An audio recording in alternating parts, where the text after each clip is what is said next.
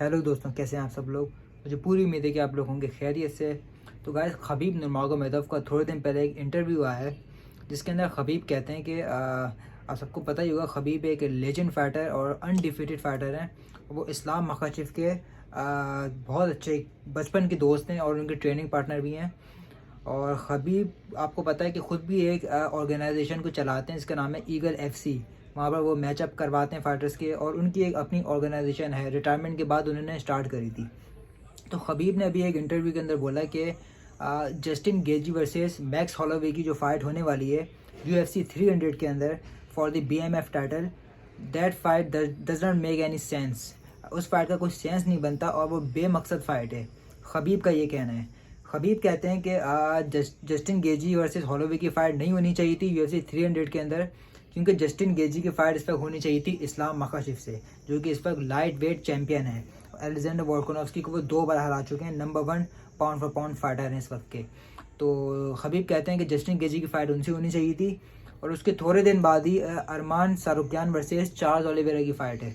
तो खबीब का कहना है कि अरमान वर्सेस चार्ल्स में से जो फाइट जीतता वो फिर उससे लड़ता। जस्टिन गेजी और इस्लाम की फ़ाइट का जो विनर होता वो उससे लड़ता।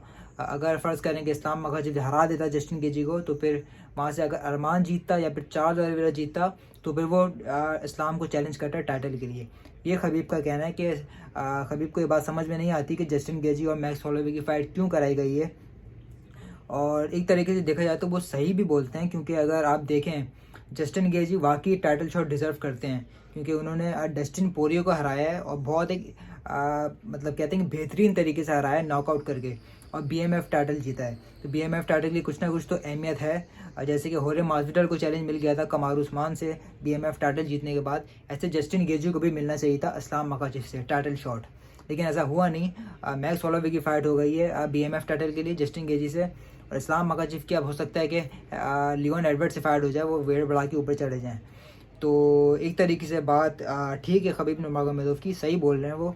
लेकिन अगर हम दूसरी तरफ भी देखें कि UFC 300 के लिए डैना वाइट ने ऑलरेडी प्रॉमिस किया था कि वो एक बहुत बड़ी फाइट करवाएंगे, या तो किसी फाइटर का कमबैक होगा जो कि रिटायर्ड फाइटर है, जैसे कि GSP हो गया, कुछ सुपरस्टार नेट डियाज हो गया, कॉनर मैकग्रेगर हो गया, या फिर खबीब नुरमगोमेदोव खुद हो गए। क्योंकि हमने सुनने में आ रहा है कि खबीब को भी फ़ाइट ऑफर की गई थी UFC 300 के लिए, लेकिन खबीब ने डिक्लाइन कर दी वो फ़ाइट। और GSP वगैरह भी इंजर्ड थे, कॉनर मैकग्रेगर भी अभी इंजरी से आ रहे हैं। तो ये सारी बात चल रही थी और डैना वाइट काफ़ी टाइम से कोई अच्छी फ़ाइट ढूंढ रहे थे UFC 300 के लिए। मैंने इसके ऊपर एक वीडियो भी बनाई थी कि UFC 300 के अंदर हम लोग क्या एक्सपेक्ट कर सकते हैं, या तो किसी फाइटर का कमबैक होगा या फिर 3 टाइटल फाइट हमें देखने को मिलेंगी।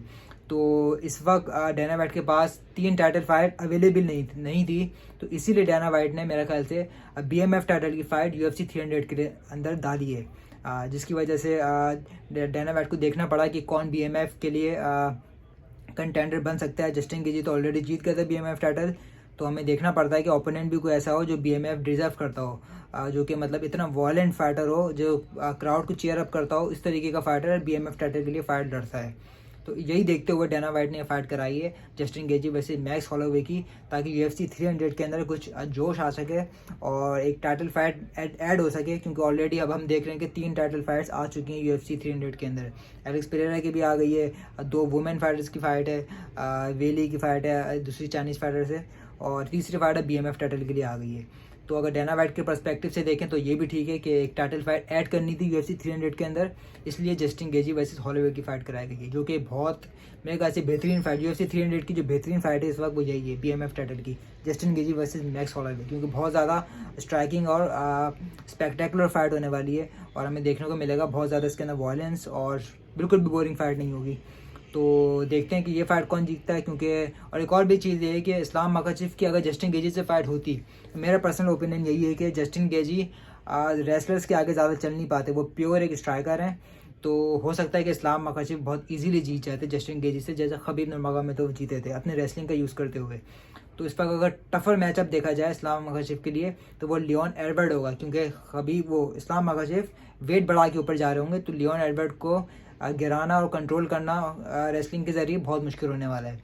तो मैं चाहता हूँ कि इस्लाम मखाशिफ इस वक्त कैरियर में अपनी मुश्किल से मुश्किल फ़ाइटर लड़ें, जैसे कि अलेक्जेंडर वोल्कानोव्स्की से लड़ लेते, और मैं चाहूँगा कि अब लियोन एडवर्ड से फाइट लड़ें, क्योंकि एक मुश्किल फ़ाइट है। जस्टिन गेजी से मेरे ख्याल से लड़ना इस वक्त आसान होता है इस्लाम मखाशिफ के लिए।